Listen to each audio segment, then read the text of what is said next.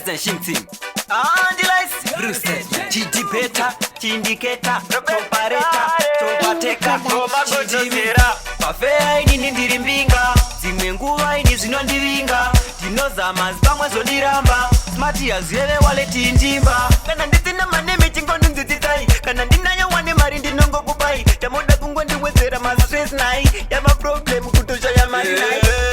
Munu wesa no chona Zimwe nguva mfunge no mochona Mukari zisisa munenge makona Nekuti zimwe nguva monbara pakona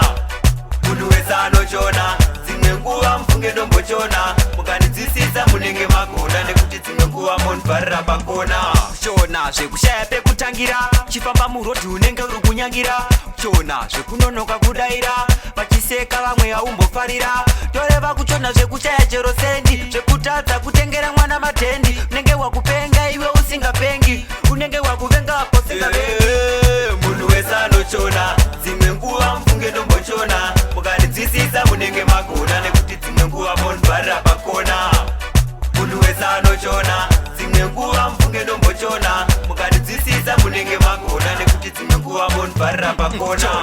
Zvekusvika pakuwisisa paunofamba unenge uri kumatisa kuchona Nzira dzanoziva uchirasika uri wega wega unenge uchizvitongesa kuchona Dzimwe nguva zvinobvuma zekutoshaya airtime pakupona handewe kusvika pakuizona unotifanira kutumira zitoma Munhu wese anochona Dzimwe nguva mfunge ndombochona Mukaridzisisa munenge magona Nekuti dzimwe nguva monbvarira pakona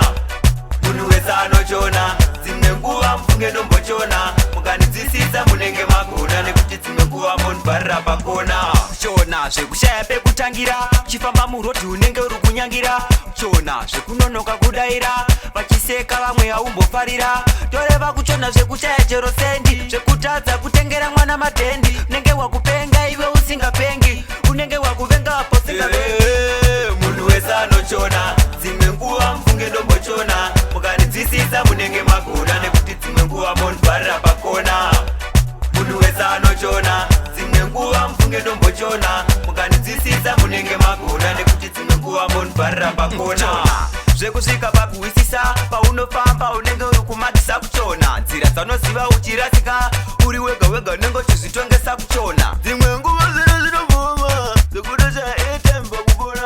handewe kusvika pakuizona unotifanira kutumira zitoma Yo Mr. Yalongo Walvide Pingu to the maximum Matsanga Watch you Anisha